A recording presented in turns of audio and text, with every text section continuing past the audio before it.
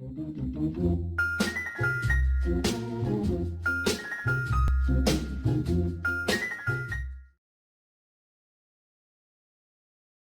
tout le monde et bienvenue sur la chaîne Software Tuto. Aujourd'hui, je vais vous montrer comment craquer l'attaque des titans ou Shingeki no Kyojin en japonais. Donc, vous aurez besoin de WinRAR pour ouvrir cette archive. Donc, une fois que vous avez ouvert l'archive, vous allez cliquer dans ce dossier. Voilà, et ça va vous afficher ce dossier-là. Vous avez juste à le déplacer sur le bureau comme moi je l'ai fait ou peu importe dans vos téléchargements, dans les documents, comme vous voulez. Une fois que vous l'avez déplacé, vous avez juste à ouvrir le dossier. Une fois que vous avez ouvert le dossier, vous avez juste à lancer cette application, c'est tout. Vous n'avez pas besoin de l'installer, quoi que ce soit, c'est très simple. Donc je voulais aborder quelque chose avant de commencer à vous montrer un peu quelques secondes de gameplay pour que vous voyez à quoi ça ressemble. Je voulais parler en ce qui concerne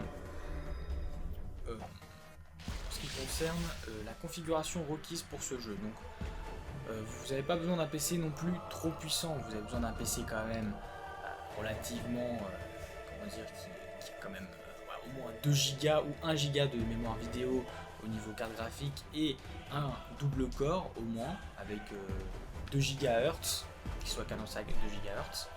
Voilà, donc surtout ne croyez pas aux configurations qui sont mises par rapport à ces jeux-là, parce qu'ils sont fausses. Hein, le jeu n'a pas besoin, par exemple, je prends la configuration requise de Far Cry 4. Ils avaient demandé une configuration de malade, alors que le jeu ne demandait même pas tout ce qu'il demandait. Ils avaient un quadricore i7 avec je sais plus quoi. Moi j'étais en double core avec un Pentium et une carte graphique à 1 Go. Le jeu marchait en medium high. Donc bon, ça prouve bien que des fois il raconte un peu trop n'importe quoi, mais c'est justement pour que les gens ils achètent. Voilà. Donc c'est pour ça que je vous le dis. Donc je vous montre quelques secondes de gameplay et je vais vous expliquer certaines choses. Donc par exemple par rapport à la manette. Donc d'abord avant de lancer le jeu, vous mettez votre manette et vous lancez le jeu. En ce qui concerne les boutons, vous voyez là en bas à droite, il y a écrit OK A. Il faut appuyer sur A pour faire OK. Le problème, c'est que sur la manette Xbox, vous avez le bouton A, mais quand vous cliquez sur le bouton A, je clique dessus, ça ne fait rien. Il faut appuyer sur le bouton X. Parce qu'en fait, ce sont des boutons de manette de PlayStation en fait. Pour moi, c'est ça. Hein. Donc vous pouvez modifier en faisant espace. Vous allez dans Options et dans Settings si je me trompe pas et dans Contrôle, voilà.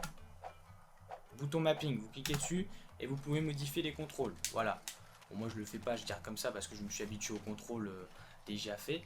Je voulais parler aussi, voilà, donc comme c'est un jeu Koei, ça va, vous n'aurez pas besoin d'un PC non plus trop puissant parce qu'on sait tous que les jeux Koei, ceux qui ont fait Dynasty Warrior, sont pas des jeux qui demandent énormément de ressources au niveau du PC, voilà. Donc je vais vous montrer vite fait un peu le jeu, comme ça vous voyez, parce que peut-être des gens qui connaissent pas le jeu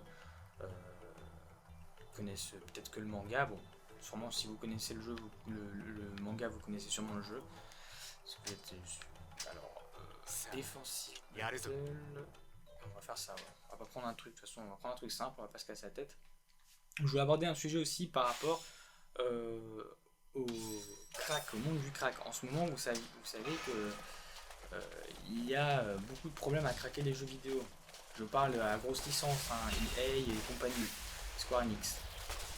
En fait, je vous donne l'exemple d'un jeu par exemple. Doom. C'est un jeu qui a la sécurité de nouveau.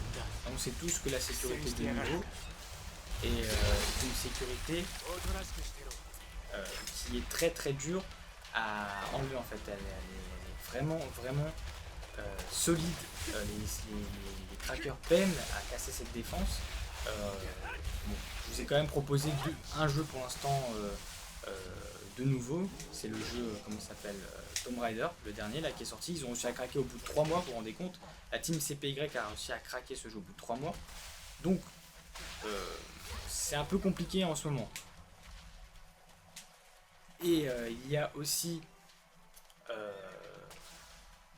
le jeu Inside, ils ont réussi à craquer aussi le jeu Inside, qui a été craqué au bout de 2 semaines, mais bon je pense parce que le jeu pèse pas beaucoup, il n'est pas très lourd, hein, il pèse 2 gigas le jeu, bon c'est très peu, hein, 2 gigas. Hein.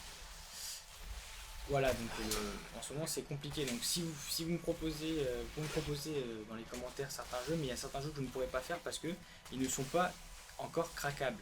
Il y a beaucoup de problèmes avec, avec certains cracks, les craqueurs ont beaucoup de soucis avec ça.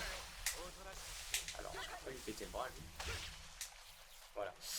Et donc je pourrais pas les faire, donc, comme Doom, il y a encore quoi, le dernier là, le jeu qui est sorti il n'y a pas très longtemps, Deus Ex qui est sorti, c'est un jeu de nouveau. Attendez-vous à ce que tous les jeux à grosse licence, gros développeurs, tout ça, mettent la sécurité de nouveau parce qu'ils peuvent se permettre, hein, mais il faut savoir que c'est une sécurité extrêmement chère, hein. Elle coûte cher cette sécurité.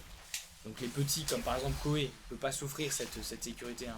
De toute façon ils s'en foutent, c'est le type de développeurs qui s'en foutent que leur jeu soit piraté.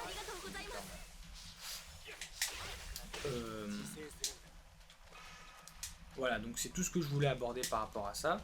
Donc j'espère que cette vidéo vous aura plu, surtout n'hésitez pas à vous abonner et à mettre un j'aime, et on se retrouve pour une prochaine vidéo. Prenez soin de vous, allez ciao!